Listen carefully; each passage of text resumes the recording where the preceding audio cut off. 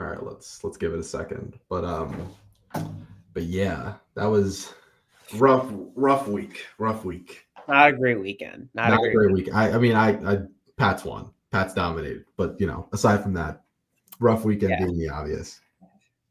I don't think there was any positives I can look at from my weekend. I knew it was coming after the Miami loss on Friday. I was saying to myself, I'm gonna lose in fantasy this week to my boy, which I have massive rivalry with, and then the Jets are gonna get smoked. And I watched the most painful Sunday loss. I mean, it gets worse every week. It doesn't get better. Yeah, that's rough. I mean, Tyrod Taylor, he's starting now. But That doesn't make any better. He doesn't have an arm. They're like the whole like I don't know why I even watch. I don't know why. I don't know mhm. why. I watched the entire game and I was like, maybe this week will be different. It's like putting yourself through harm. It's like this is exactly why we are Hurricanes fans because it's the Mhm. exact same thing. Yep, but let's just cut to the chase. Welcome back to Primetime Live. Shay here with Jaden. Jaden, aside for Jets and I guess last Friday, how are you doing? I'm doing all right. I've been, I'm chilling. It's a nice day out here. How about yourself, Shay? Same. I had a much better weekend aside for the obvious. I mean, both my fantasy teams won. I got CD Lamb back, and now like my teams are cooking. I also got Mike Evans back healthy in one of them, which is like great. I'm chilling now. That's But good. but yeah, We the should. obvious is what happened on Friday night. Yeah. Let's hit Jaden, the were elephant. you were there, right?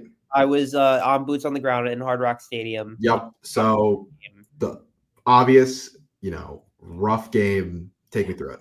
So let me start with this.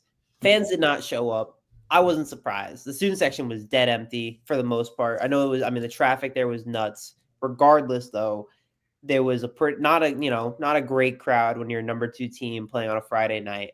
Whatever. They looked bad. They looked like the team from last year. They looked like a team that came in unprepared. They looked like a team that came in kind of not ready for what Louisville was bringing. Louisville threw the kitchen sink at them. They just kind of popped them in the face to begin the game with a 14-0 start. Miami's offense started really slow. Didn't really tune it up until that second drive of the game or third drive of the game, I'd probably say, when they got second drive of the game for Miami. When they got the back-to-back 60-yard plays, they get a touchdown, blah, blah, blah. Things are starting to look all right. Now they can do that. The defense kind of slowly but surely got a little bit better as the game went on, but they still didn't play. They definitely played their worst game defensively of the season. And then offense, the run game obviously didn't work. I mean, this is just right away. Run game obviously didn't work. The passing game was a mess because Beck played his worst game in years, like maybe the worst game ever in college. Mhm. It was just an all around bad game. The vibes right now are not good. They looked undisciplined, uncoordinated. They looked lost for most of the game, and they even had it in the fact that they even had a chance to win that game, and then they lose in that fashion where you're in field goal range and everything. You're in field goal range. There's 36 seconds left. You're driving down the field. You got a first down play. You have two timeouts. All you got to do is either A, look to the end zone, or B, say, all right, we're going to run the football here. Instead, they go with this little middle ground here. We're going to start throwing some little quick outs. And then the play call didn't make any sense. But then the play call ends up happening where Elijah Lofton is allegedly, not running the right route. He then is not there. Beck throws it, and it's his fourth pick. So I'm looking at this and I'm saying, same old Miami. That's I think it's the only thing that can really come out of this. Same old Miami. We kept saying for weeks, like, can Miami stop getting out of its own way? And Mhm. their biggest enemy is themselves, and it shows it week in, week out, and we're seeing it again on Friday. Yeah, yeah, it was just classic for what we've seen, at least, since we've been here. It's just a bunch of plays where you just kind of get in your own way, not to mention the fact the penalties, bunch of pre-snap penalties, Too many penalties. holding, some unsportsmanlike conduct, so mix of everything that got Miami into trouble, and they kind of paid for it. They didn't show up prepared. Obviously, 14-0, quick start. Team couldn't tackle. We'll get into the specifics as we kind of go on, but it was just rough from the start, and got a little bit of hope there when Keontae Scott got Miami back into the game with that forced fumble, leads to a touchdown. But like, you realize there's a lot of things that you kind of need to address. I mean, yeah, Louisville threw the kitchen sink at them right away. Bunch of different formations, bunch of different, like they went wildcat. They had three quarterbacks in at one point. So in I Miami, mean, just right, not first drive of the game, they go fake fake field field, goal. Yeah. which a very obvious fake field goal. No one's going for it. No one's not going to go for it on 4th and 1 at their own 2 or at the other 2. Like that was a pretty obvious one. Miami still wasn't ready for it. Then I believe Jeff Brom said after the game that he almost went for it on another 4th and 1, and Miami was going to get lost if that happened. So the problem is like it feels like for Miami, we're just seeing the same old story, and I think that's more my concern than anything else. Like we're just seeing the same old story. And Rob Dukes just mentioned it about Mario, about who he is as a team, like who he is as a coach. Is his ceiling and his floor really just 10 games? Is it just 10 wins? Look, I don't want to throw judgment yet on the season just because you look around college football this week, bunch of teams got upset. I think there was like 11 or 12 of the top 25 teams lost this week. So that's why Miami isn't in the worst position right now, because they drop their game. They're only 9th. Look at a team like Texas Tech that dropped their game against Arizona State. Yeah. They're going to fall a little bit. I mean, Miami would have been really helped if A&M had dropped that game against Arkansas, which came down to the wire. But like, what I will say is this game is I think everybody across the board underestimated what Louisville put the problems Louisville was going to bring. Even last week, we didn't realize their defense could cause this many problems for Miami, as they were solid, we had seen. But what we forgot to mention last week at all was they had been locked down in the passing game so far this season. Maybe not any standout players in particular, but that passing defense had held teams to 150 yards passing all year. And so this Louisville team's fall off came in the fact that they turned the ball over a bunch, had 2 defensive touchdowns that they gave up against Virginia, and still made it overtime in that game. But what this game this cannot happen again. Miami doesn't have the leeway for this to happen again. Because what happens, I mean, there's not a good team Miami plays the rest of the year. Quite frankly, maybe aside for SMU, that Miami really has to worry about. That if they lose, they can get the benefit of the doubt that it was a really good team that they played. Yep. There's not another one. Louisville was the last, maybe aside for SMU, really good football team that you're going, the above average football team that you're going to play. Yep. There's a bunch of low tier ACC teams that you're going to play. We're going to talk about Stanford a little bit, but this week.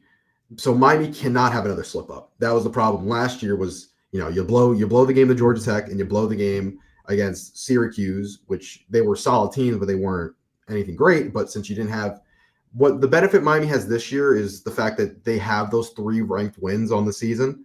The Notre Dame, number 12 in the country.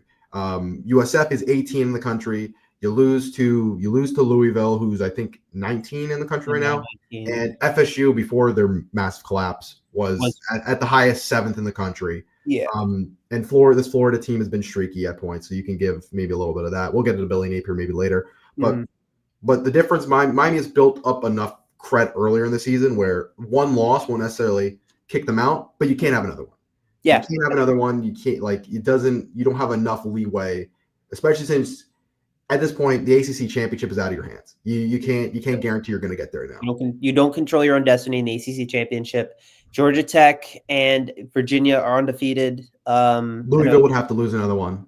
Yeah, and if there's only one team you got to root for, it would be Duke to beat UVA, which they do play each other. But it's I'm looking at, regardless, Miami does not control they don't control their own destiny within the ACC. It could easily end up being a UVA versus Duke championship. They also aren't, there's a lot of 1-loss teams in that conference. So there's a lot of just issues within for the conference, but they control their own destiny in the playoff. And I think that's kind of what matters more. And that was kind of the argument we had earlier in the season, before the season, where we said, would you rather go 10-2 in the AC, but the 2 losses are in ACC play, or are they in conference or not out of conference?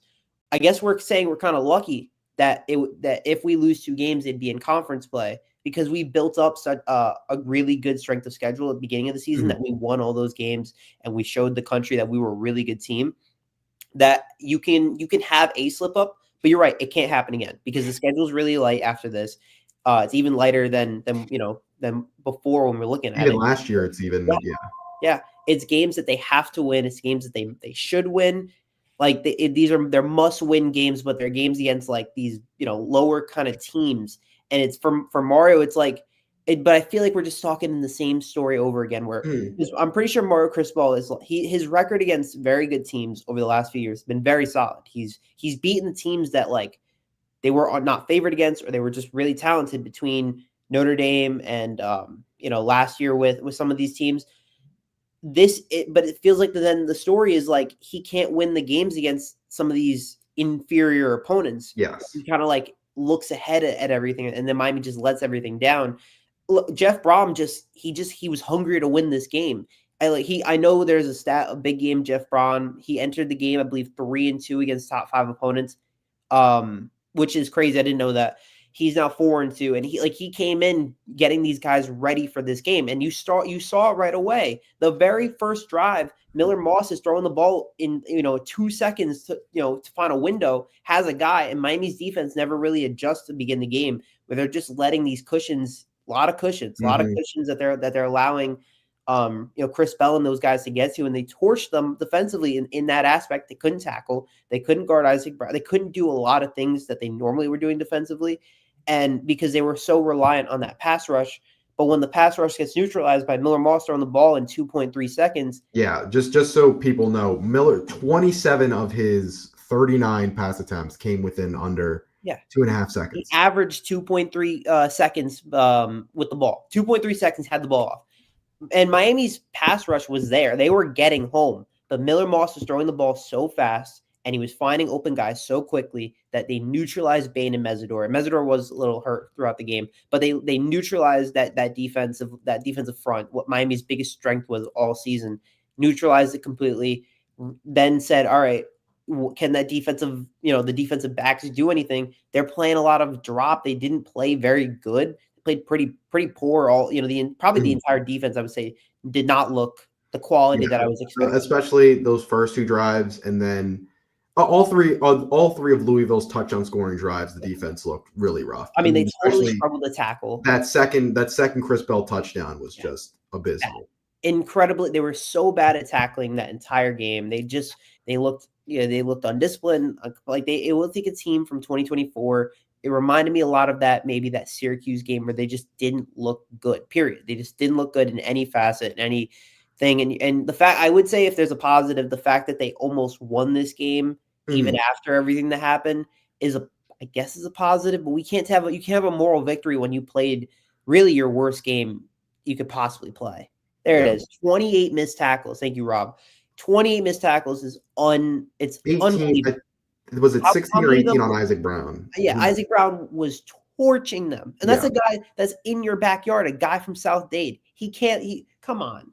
That's a guy that you can't let torch you in that aspect. You let Miller Moss play his best game. That offensive line didn't even play a good game, and you still let Louisville, play to their strengths and not your own. And that's a problem. That's a problem.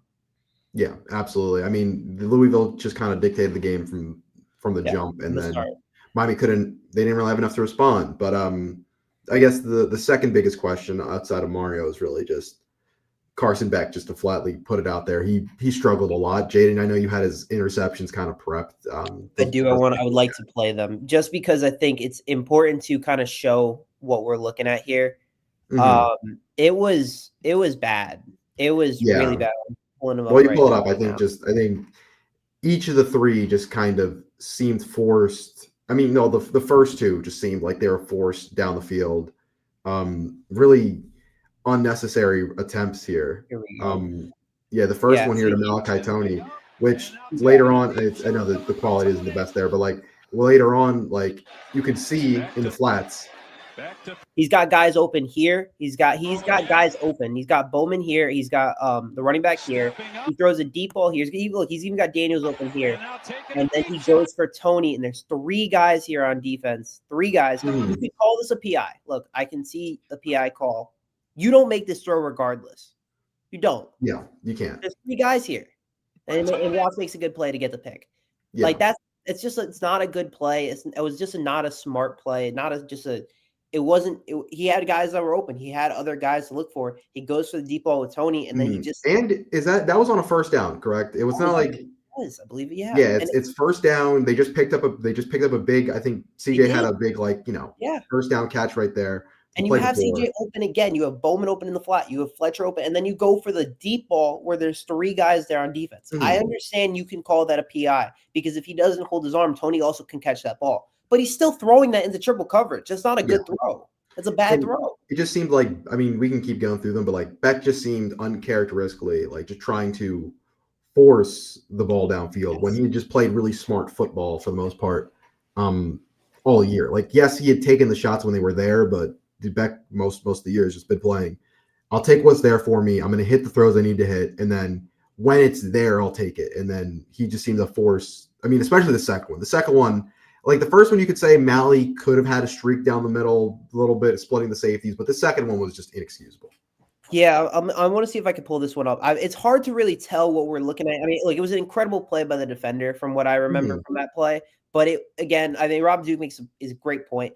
He's a 6-year player. That's a throw a first-year quarterback makes. That's a throw, a guy's making when he's like, all right, let's go for a deep ball because I think we have a shot here to really, do something.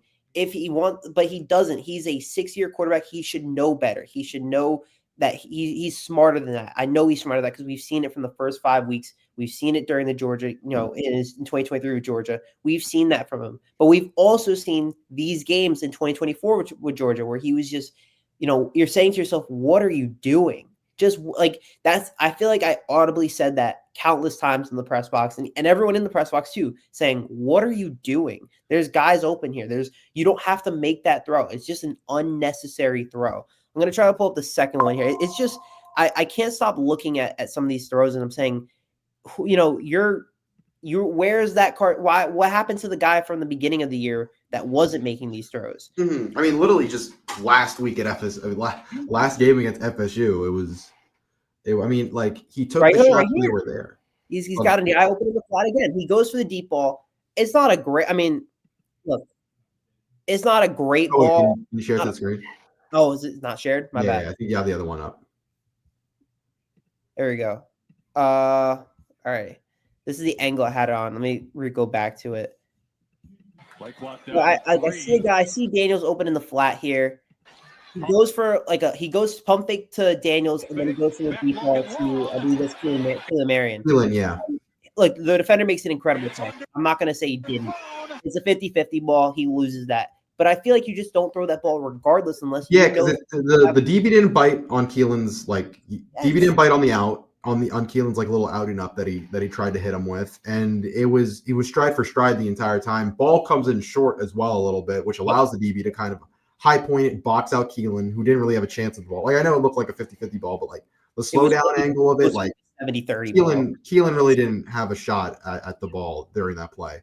So it's I believe in what Carson's done so far this season, and he's impressed me a lot because he hadn't been doing those things. Yep. He's had some interceptions this season, but those ones seemed like he was pressing when he did not need to. Yes, that's exactly what I would think of him. It seemed and he let them spiral continuously, which what hurt. Which one of them that didn't count because of the PI, the roughing the passer call. That was a terrible throw. It was you're so lucky because that was also a very soft roughing the passer call. It was just not I would have been pissed if that happened to me. So it's I'm just looking at him saying you are way smarter than that to make these kind of throws, to do these kind of decisions. Yeah. His third pick after the press conference, I believe his thought process was he had the right guy, he made the right throw. Yeah. His throw was bad. He said it. The throw was bad. It was one of those things where he had a guy in his lap as he was throwing it. So the third one, and it's also a fourth down. So the third one, I don't really have as much of a problem with. It's fourth down. You got to throw the ball anyways. He had a guy in his lap when he threw it. Ball came out rough. It happens. But that one sets up 8 minutes left in the game, fourth quarter. Fans are leaving in droves. They're all leaving. And then the next play, Isaac Brown fumbles on the Keontae Scott play. Awesome play by Scott. Miami gets new life. The very next play, Malachi Tony shows why Malachi Tony's, in my opinion, the second best player on the team currently, because he's, the 12-yard end around touchdown, then the trick play where he throws the ball to CJ Which Daniels. can I just talk about this, the when they tried to do him throwing the before, it was such a weird play Not a good call because not a good play call. they had him out in the short side of the field, not a lot of room, and then it looked like they had Alex Bauman be the guy they wanted to go upfield, Yeah. which was just confusing. I Wasn't- think that was wasn't another big issue. We can talk about that more later, but like as we get done with the game recap, but the play calling just seemed really weird this game. I believe Dawson did say that today. He was like that he takes full blame for it. So, which, I respect him for taking accountability. I actually thought Beck did take accountability in the press conference, despite. Yeah, I think he got clipped out of context. He did get clipped out. I thought, because I was in the press conference, he did say earlier, I made some bad throws. I messed up. I did, and then he was asked specifically by the reporter about that last play, the kind of the specifics of his last pick. And he said it was miscommunication, which was showed when you watch that clip again. You can kind of see Beck knowing that, Elijah Lofton should be right there, and he just wasn't because he ran the wrong route and whatever. Yeah. I was going to say with Tony, I'm kind of surprised it took this long for him to finally get a pass attempt. Yeah.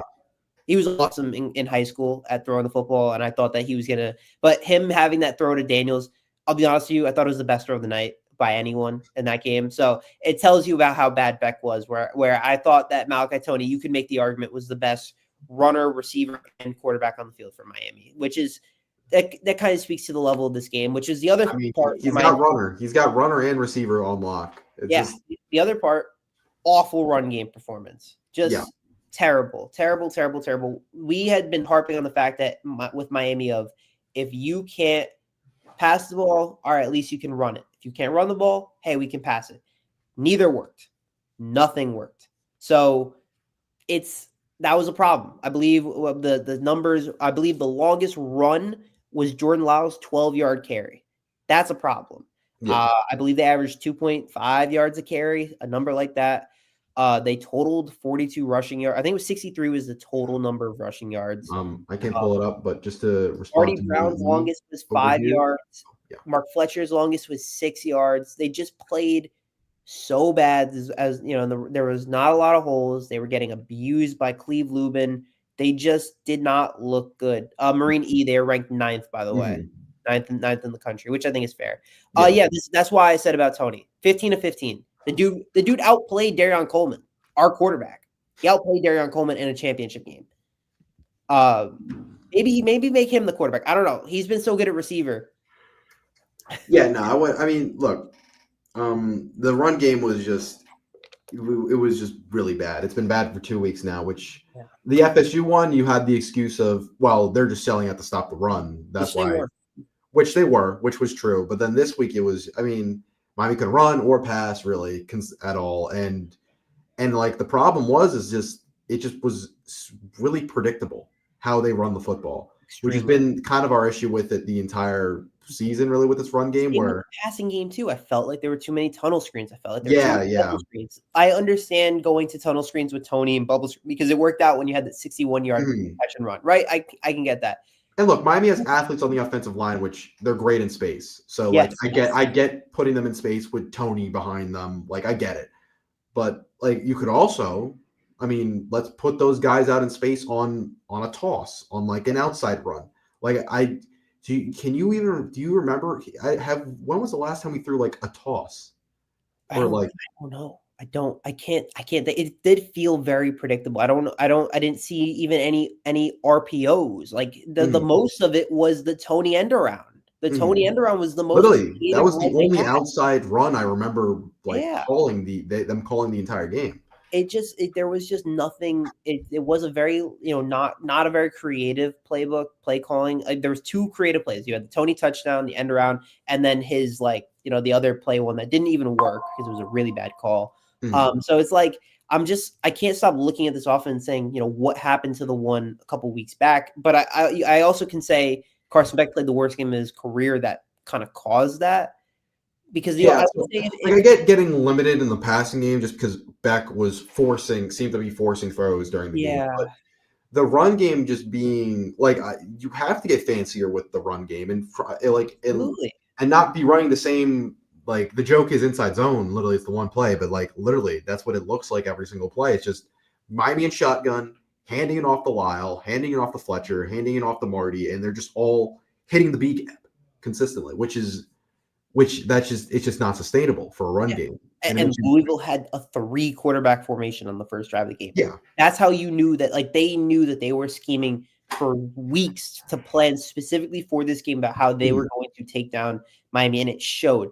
The amount of mesh plays and crossers and slants and the quick throws and everything was just working for Louisville because they knew what Miami was going to be playing, and it felt like Heatherman didn't really make the right moves to necessarily, kind of fix that. The only times I felt like that Miami's defense looked great was when they finally got to Miller Moss when nothing was open and they finally got the pass rush and Moss either made a bad throw, but it was like I don't really know, what to look for when I'm thinking about this. Like it was just a bad night overall on both sides of the ball. And yeah, just to go back to Beck one last time, can you pull up the comment really fast? Yeah, yeah. It's a You go first. It's tough. It's one of those games where when you throw 4 interceptions and you're kind of like, I don't. If we're gonna put the share of blame on this loss, he's got to take at least 3/4 of it at a minimum. I'd probably say he takes a huge chunk of that loss. He got flamed on social media. He was, the number one story on Friday night. So it's gonna be hard. I do think it's gonna be hard for him to recover as a from that game and like not have that in the back of his mind. But he's a 6-year quarterback. He's been through the highs and highs and the lows and lows. He won a national championship as a quarter. I think he won the Natty.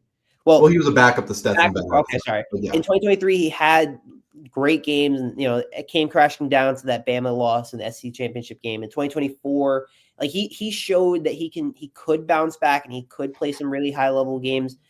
I'm nervous. Like I don't know necessarily if like. Do we think TVD 2.0? I don't think so. I think No. I think that he's, and I said this beginning of the season, he's a game manager, not a difference maker. He's not Cam Ward. We made that clear, and he definitely showed that. I'm not totally sure about calling him like TVD 2.0. He's definitely better than TVD. 100%. And this is where I want to just he's like you just said, he's been in too many of these situations, just the whole roller coaster of just playing college football where I think he's much more talented than TVD was. And the problem with TVD is that it just kind of steamrolled. I mean, after he lost a little bit of confidence and then things just started to kind of like go downhill from there where, we'll see him in a couple weeks at SMU, but it just went downhill at a certain point. So in terms of benching him during Stanford, I just there's honestly I just don't see a world where he's going to have that bad of a game again. And also, if that's a good point. If he's bad against Stanford, there's a legitimate question about who's our quarterback going forward. That's fair at that point. But I just have confidence in, I don't know, maybe it's, but I just don't feel like I think it's a one-off really bad game that he's had at points in his career where he's, it's like the conversation in Miami with Tua, like his picks, they come in bunches. They don't really come just one really bad one. You're going to get a few because things just start to spiral, which is what you're going to get with Carson, as we just seen in parts of his career where like his picks, those turnovers, they're going to come in bunches. And I think it was just a really bad game from him. And he started to press, Miami got down. Like, I think it was just a perfect storm for things to really go wrong, especially since there were times where Louisville's pass defense was really on point, where they were sitting in their mid zones, not really, and just perfectly covering all the lanes where Beck didn't really have anywhere to go with the football. So I'm not gonna assume it's gonna continue to steamroll just because I'm also gonna be a little bit positive here on it. I think it is more of a one-off than a trend we're gonna see. Like think about the Florida game. The Florida game was his worst game of the season prior to this. Bounces back the week after against FSU. in the biggest in rivalry territory in a big game prime time, and that's what you see out of him. We saw him bounce back from a rough game into that next game, and I think we can see him do that again, especially since we can talk about Stanford now. Stanford is legitimately not good. They're Like not good. legitimately There's not very nothing good. good. Like if he does play, if he does play bad against Stanford, I can't say that he's my quarterback going forward, because to play bad against Stanford is it's you can't do that. You absolutely cannot do that. This is a Stanford team that probably should have lost to FSU, and I cannot believe they even beat FSU. Yeah, That shows to how much of a spiral FSU's on. But I think my biggest fear for Miami is like a spiral that we kind of have seen. Like if Miami loses this game, I need to see a get back on Saturday. I don't want to say this because it sounds a little, but I'm gonna like. I kind of want them to beat them by 30 plus. They need, like, I think they kind of need 100%. I think that's the type of game you need to kind of like get back in people's races. Yeah, I think this has to be like a blowout win statement. Like, we're still. This is just a little blip in the radar. We're still here. They need to play big time against Stanford. And it's weird to say because Stanford sucks. Like, they objectively are a bad. Well, bad why. That's why it has to be. It has to be. It feels like you're almost playing like a G5 team. I think USF would smoke Stanford right now. So Miami should win this game like 56-14. They could. I'm going to list off some of Stanford's games against teams that are over 500. Just to go through it. One second, I'm going to pull up their schedule. Their first game of the season was against Hawaii, which they did close. They did lose. All of which are on the road, which conveniently on the road this week. You can't lose Hawaii this season. They lost by 24 to SMU 2 weeks ago. They lost by 28 against Virginia 4 weeks ago, and they lost by 24 to BYU. And they did lose Hawaii. That one was close, but outside of that, two top 25 teams. SMU, which is so far they're doing pretty good after a shaky start. But all the over 500 teams that Stanford has played, aside from Hawaii, they've been blown out by, and also on the road. So Miami needs to early on and often just stomp out this game and show that they're much better, because you are much better than this team. Like Louisville, they came out strong. They caught you off guard. You need to show that was a fluke game, not what's going to be a trend. Yeah, there's nothing about it. Like when Louisville threw the whole kitchen sink, and their kitchen sink was good because Chris Bell is awesome, because Miller Moss is still a good quarterback. Isaac Brown, like their offense was there, and their defense played a very good game. You got to give them credit because they were the better. They played like the better team in the entire game. They're less talented, but I think Miami, like Louisville, just was the better team in that game on that day. Yes. For Miami, it was like for Stanford. If in like 100 worlds, there's like 2 max that Stanford, plays, throws the kitchen sink and wins the game. Like that's how much what's the spread for this game? Like it has to be a complete blowout. Let me take a look. That's how I see it right now, because I don't even know if Stanford's quarterback's healthy. If they're not, they're using a redshirt. They're using a redshirt freshman. There's like so many different things that are coming, that are going back and forth. Stanford's hurt. They have nothing positive. Currently, the spread is 29.5 points. Okay. All right. Thank you. It has to be a dominant win. Like it has to be. I will say one thing. There will be no student section again. You hate to see it. No student section again this week. Hey, I'm going. I got my ticket this week. because of Key West and Halloween weekend, stuff from the campus. We will not have that much of a student section, which is a whole nother issue. But for Miami, it's like this game has to be a complete get back statement, comeback win, where everyone I think has to play really well. I'm looking at, because like Tony's the only guy on offense I would say that totally played in a perfect, like he played his heart out. He absolutely balled out, played his best brand of football. But like as TJ Daniels did too. The running back game has to be be better. The offensive line has to be, create more holes, do what they need to do. And Beck obviously needs to be better. And then on the defensive side, you got to stop. The one thing that you can say about Stanford, they can run the ball. If their defensive line has to stop Stanford. And what I will say is that is the thing. If you weren't paying attention to Stanford's game against Florida State, which why would you be? They both kind of suck. 2 Stanford a.m. was finish. on their C team with guys because they are injured all the hell right now. But their backup running back, sorry, I'm blanking on the name.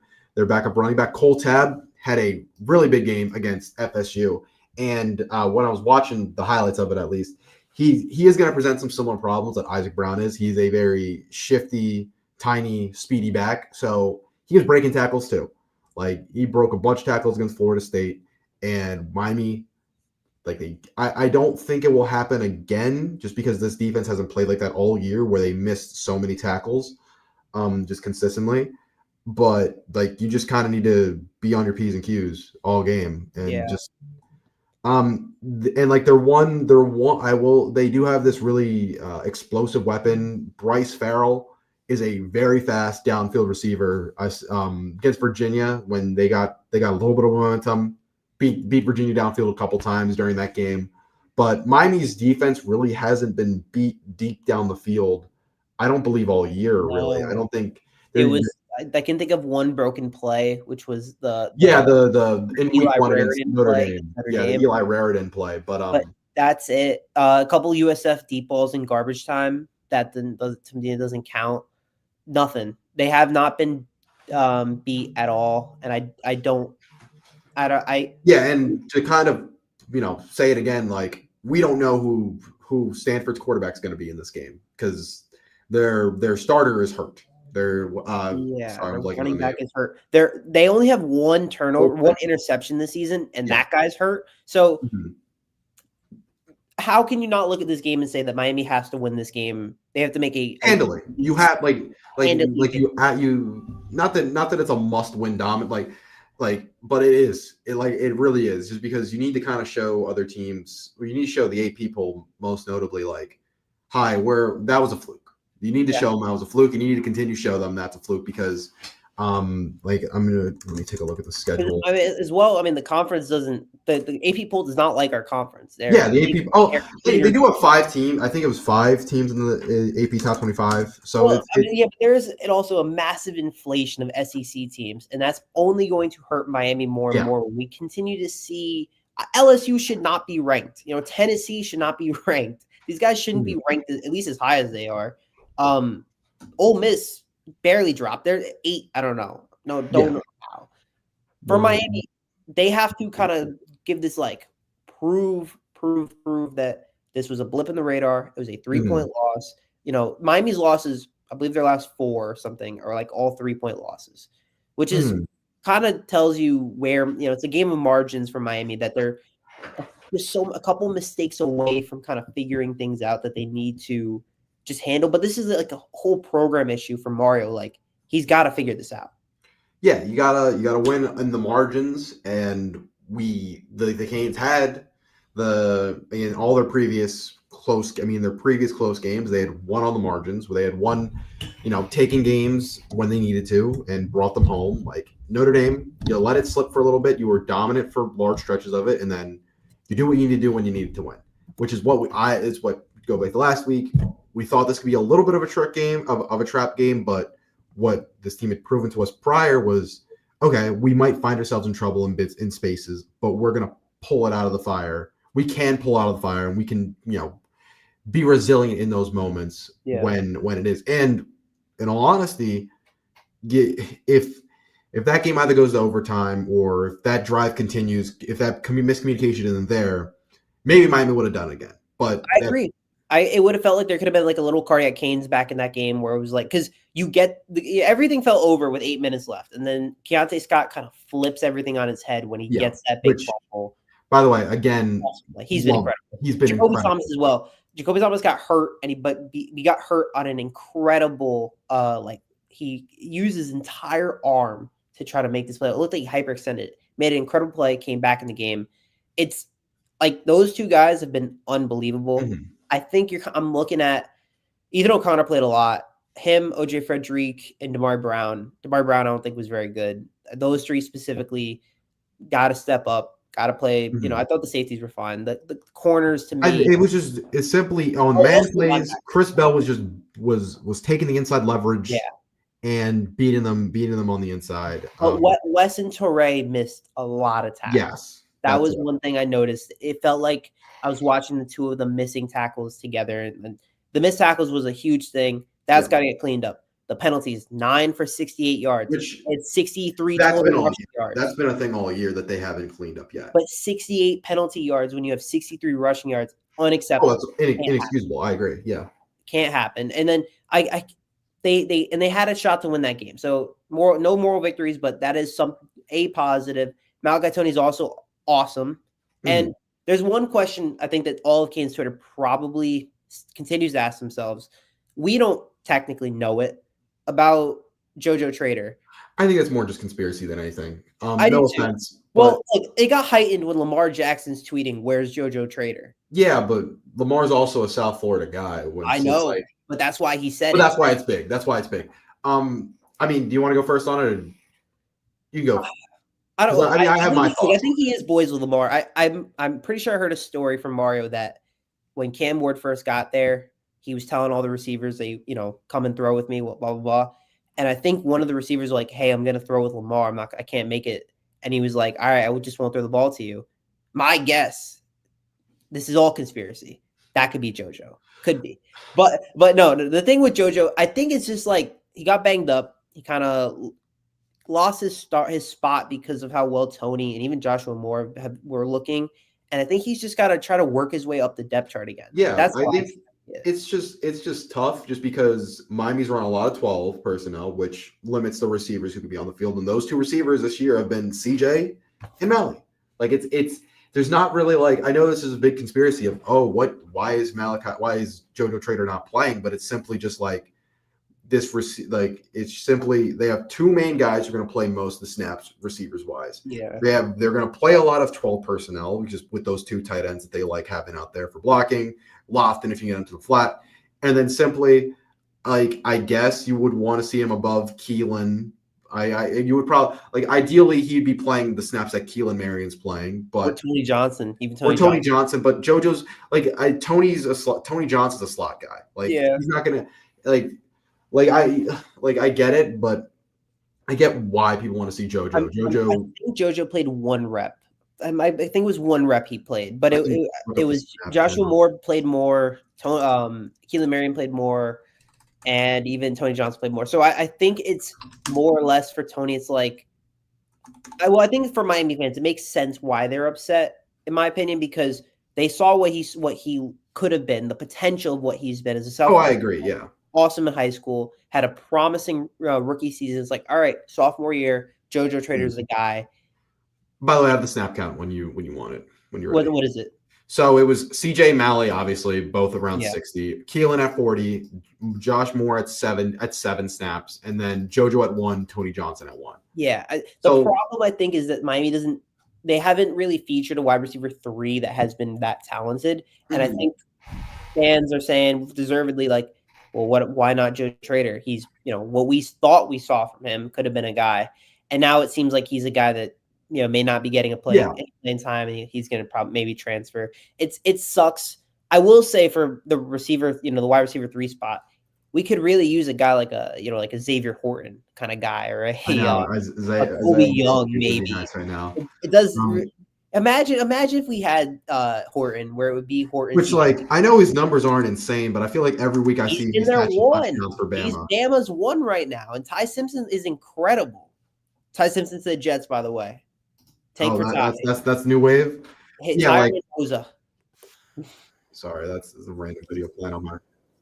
Zay has been very good. I've been very pleased with how well he's been playing. I said Isaiah Horton. My bad. Yeah, Isaiah. I mean, it's nothing too crazy, but he's got 5 touchdowns on the year so far, which is it'd be.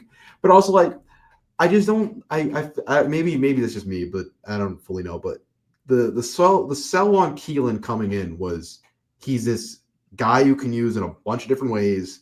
A little bit of a gadget guy. He's really good with the ball in his hands. right? Mainly his job was really to be a kick returner because he was awesome But at. yeah, his job was to be a kick returner coming out, which I think he only got one fieldable return the entire game, which Yeah. he can't really do anything about that. But like we've seen one reverse go to him. I think one or two reverses go to him. There was the big one against FSU. But like he's a guy you want to just get him the ball. And I think that's the problem. Miami doesn't have a lot of outside of the the tunnel screens. Like they're not doing a lot of design touches for guys on the perimeter. Whether that be like runs to the outside, sweeps, stuff like that. Like it's been a lot of just drop back and throw to throw the screen. And like, yeah, those are great and all, but you got athletes that you can just give them the ball in their hands and have them go with it, which I want to see more out of this offense. I want to see Shannon Dawson pull out all the stops from that. I don't want him to necessarily be like, oh, empty the clip on the playbook. No, not on Stanford. Don't empty the clip on Stanford. I agree. I need to see more. I'm sick of seeing tunnel screens. I'm sick of seeing bubble screens. What worked for Miami last year when they did do a lot of that kind of stuff, it was a lot more RPO based because Cam Ward kind of handled that offense and he was dominant in that RPO kind of system.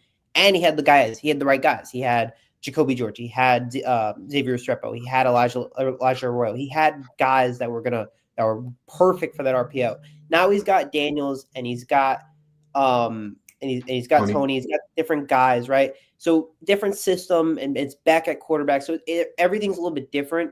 But for Beck, it feels like he's got to. I mean, the deep balls can work if Carson Beck's not pressing and he's not making these bad throws. It's more of like these consistent reps. I looked to his best game was. His best game was FSU. The way that he played in terms of throwing the football and just making these rhythm throws were perfect. Unfortunately, FSU sucks. I thought they were good. They suck. So now, I'm almost second guessing myself. Is this Miami team not as good as we thought they were? It's I can't. I don't want to go that far. I agree. Yeah. But those questions arise when you lose a game like that. It simply is just the fact that you slept on a team and you got comfortable, and then you didn't play your game. You didn't play your brand of football that Miami has played all year, which they got out physical, bunch of missed tackles. Is that not a game that we say to ourselves every year? No. I feel like, yeah, I agree. It's a game we say to ourselves every year. It's just a matter of it's been multiple games every year that we feel that. Yeah. And we're in an age right now where upsets happen. I mean, I guess upsets happen all the time in college football, but upsets are a lot more excusable just because you have more leeway if you're a top team to have one upset on your schedule. I agree. That's true. And rhythm. I don't want to toss it all in the bye, but you play one game in 20 days. It certainly didn't. It definitely they looked great coming out of the UF bye. They looked awful coming out of the FSU bye, which makes sense because after the FSU game, you would be like, all right, let's now keep rolling. Instead, you got to sit out for another 7 days, which, yeah, but you can't blame it on the schedule. I'm going to blame it on I can't fully blame on the schedule, but I'm not going to fully blame on the schedule. Simply, you played bad. You played all. You got what you deserve. Yeah. 100%. I'm not going to, toss too many excuses in favor of Miami here, but I think, look, you have leeway, which is, I think, the positive part to be about. You're 9 right now. Maybe you don't win the ACC, which would suck. Maybe you don't have a chance to win the ACC, which would suck. But most importantly, you have a chance to move back up the rankings by dominating the rest of your competition all the way through, and then come out on the end where maybe there is a world where you have a top 4 seed. And I'm not guaranteeing it by any means, but there is a world where you can end up you can end up hosting a playoff game in the first round or with a bye. We could look at the AP poll again. I'm looking at you can look at the top 10, and a lot of these teams are still have to play each other. The ACC is at this point, or the SEC at this point is they're just eating each other up. They're all kind of that same level of play. A&M, Bama, Georgia, Ole Miss, and Vandy are the same. They all could beat each other tomorrow. If they all played each other on a neutral site, they would all kind of A&M could easily got that tricky UCLA team coming up too. Yeah, A&M could easily lose to LSU. I don't think South Carolina's bad. Georgia could technically lose to a Florida team with an interim head coach boost. Ole Miss could easily lose to Oklahoma. Vandy could easily lose to Mizzou. So there's a lot of change that's going to happen. I do expect Georgia Tech to maybe drop a game before Georgia. I kind of see it. I'm not like Georgia Tech scares the hell out of me. I think they're really good, but I do see. Look, I've kind of tossed out the dream of being number one in the ACC in terms of standings, just because Georgia Tech's undefeated right now, and it's hard to see them losing one. Just looking at the schedule, because their throwaway game was this Duke one where they were in a nip and tuck game, but they came out with it. So yeah. I don't like, but regardless, if the SEC is going to continue to have, which I think at some point, all of them are going to be 2 loss potentially by the end of the season. Mhm. Miami should, in theory, get themselves right back into that top 5. 100%. So I think it's definitely doable. Control that own destiny. I think that's what matters more than everything. The fact Look, that you control that. Even if you don't get back into the top 4, you're 5th, and then you get to host a playoff game. So, like, I think it could be a lot worse. And I think the best thing Miami did was making sure they got themselves back in that game on Friday so that it didn't look so that you had a chance in that game. And so it's not like you got blown out on home field. And then you look, and then we're all questioning, is this team as good as it was? Because they just got their stuff rocked by this Louisville team. Like you showed that, like, okay, we turned the ball over 4 times. We had more penalty yardage than we did rushing yardage. And we were dysfunctional seemingly the entire game. Yet, bam, we're here with 30 seconds left with the ball to go potentially take the lead and win the game. Like, I think Miami doing that saved themselves a lot of points on this AP poll.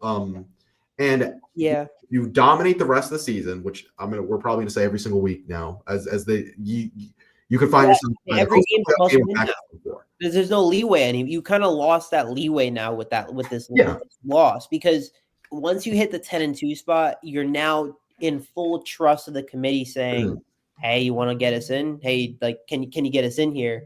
And it's like, I don't know what to do here. That's a problem to me. It's like, I don't want that. You got to go 11-1 to control your own destiny, to confirm, that you are a playoff team. Absolutely. And the worst thing we could have at the end of the season is this AP deciding, at 12, are we going to pick the Miami team that beat Notre Dame or Notre Dame? Exactly. That's what I was thinking, because when the committee goes and like, oh, we have a 10-2 Miami team. Say that Miami drops their last game of the season to Pitt and Notre Dame wins out, and you're like, well, Notre Dame is a hotter team. Notre Dame is this.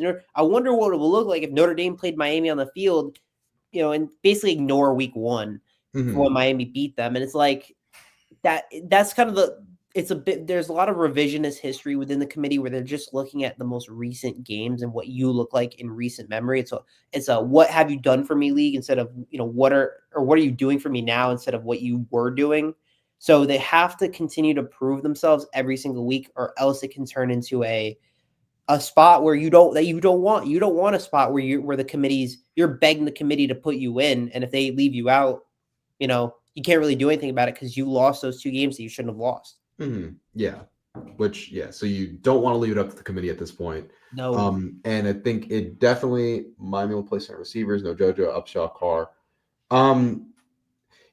Which going back to this topic point, I think they have their top 3 pretty much set. They don't really go into too much in their receiver bat. Like USF, I was like the only game we, early going preseason, Shannon was like, oh, we're going to play a bunch of these guys. Yeah. And we really haven't seen that aside for USF when they actually all got involved. But really it's since, at least the last few weeks, it's been CJ, Malley, 2 tight ends, and occasionally Keelan popping in. And then if you're going to throw in any other receivers, Josh Moore, that's it. Yeah, Josh Moore is. Yeah. I'm not totally sure if I'm happy about it, but you're right. Like, there's a lot of guys that has talent. There's a lot of depth in that receiver spot between JoJo, Upshaw, Carr, Ray, and Tony Johnson. I actually thought Ray was going to play a little bit more, or any of these guys, to be honest with you. And none of them really have. Maybe they just haven't, done anything. But this is Shannon Dawson's. I do trust in him. I do trust in whatever system that he thinks is best for the team. But that performance on Friday can't happen again. And Yeah. the team as itself has to learn from it. They have to do better. Truthfully, I don't know how much more Lofton plays after. If that play was a miscommunication, he might get The lose a lot. problem is the problem is Ballman's just not the same athlete, so you just can't roll. That just deletes a bunch of plays But from they the. don't even use the tight ends. They barely Oh touch. yeah, they barely use the tight ends, but like that the little fake run I dump out into the agree. flat is kind of gone, Yeah. which I think has been like it's worked consistently when they've used it. I feel And like they Lofton. also only did like a one drive of 2 running backs, and then that one was Yeah. where They really only pulled out the pony set like one drive really. it was one total drive, I believe, where they did Lyle and Fletcher, and then they did Marty Brown and Fletcher, and just Hmm. that didn't lead to anything. I wish I could have maybe seen a little bit more of that. Like it's kind of stuff like that where you're like, give me a little bit more. Maybe Jordan Lyle's got to play a little bit more, give you a different kind of look because he had the best run of the game, which was From a 12 running yards. back room at least. Yeah. Yeah, and that running back room's deep. It has there's just a lot of things that I'm looking at Miami from Stanford, and then the rest of the season on. Like you got to do something. Something's got to change in certain ways. And when you have SMU after Stanford, because it's your first road game outside the state of Florida, Yep. that's that's a different environment. It's a different vibe. That game could be a 7 p.m. or an 8 p.m. Local kind of game over there. It's like it could be anything. Hmm. Anything can happen in that game. SMU is not a formidable team. Rhett Lashley knows Miami big time. They know a lot of the guys on the SMU team. A lot of them are Yep. former Miami guys. So you got to be ready for the rest of the season, but you have to win every game. It's every game means that much more now where you can't slip up and you can't drop anything. You just can't. Yep. Absolutely. We got a few minutes left, but I did want to get to one last thing. A little bit of fun here. Billy's gone. Billy is gone, and I think Billy. Mike's joining him soon. Oh, yeah. I'm pretty The confident. problem with Mike is Pretty that confident buyout. Mike's joining him. That's why they're waiting on the Mike buyout, the buyout from Mike. They don't have the money. They don't have the money. They just like I have a couple of very good friends from FSU, including my brother, and Mhm. they're not very happy with the way that they're handling the situation. They wanted Mike gone yesterday. I don't know if you saw this post. I gotta pull this up. It The was one about them waiting until the end of the season for something or no, it was that part, yeah. That the fact that they're gonna wait and then evaluate Norvell until the end of the year, which to me Mhm. implies they want to fire him, but they don't have the money to fire him because they also need to keep up with hiring a new coach and then continuing to keep their NIL fund. Mhm. The post was this. It was oh my gosh. After the loss to Stanford, a source told CBS Sports that players were cracking jokes in their locker room about having to respond yet again. Respond is a common phrase for Norvell to his team as losses mount. He's lost the locker room. They lose in Stanford on total BS, like just a bad chaos. bad game, and they low-key shouldn't even have been in it at the end of Yeah, that one. just chaos in those last few Yeah. minutes. They get the Hail Mary. They somehow are able to snap the ball there, which that clock should have ran out. And then they get the PI call, and then they get the Sawchuk play, which probably was a touchdown. Inconclusive evidence. Stanford wins. Then you have to go basically 6,000 miles the other way, and it's like disaster. So that's an interesting question, Vincent, about it's you want to go? You want to take that? No, it's tough for me to like say, oh, I don't know how a player coming back changes the scope of a running game fully. Like yeah, since he's come back the last two games, the running game hasn't been great, but I think I that's think just it's like one of more. those correlation doesn't necessarily Yeah, impact exactly. because Correlation doesn't necessarily equal FSU causation. specifically, their DC said we're not going to let you run the football, and then they Mhm. couldn't run the football, and they still ran for like 90 yards. Yeah. This game to me was just something different where they just looked. I don't know, everything about it looked Predictable. What bad. they like, it seemed like Louisville knew what was coming the entire time.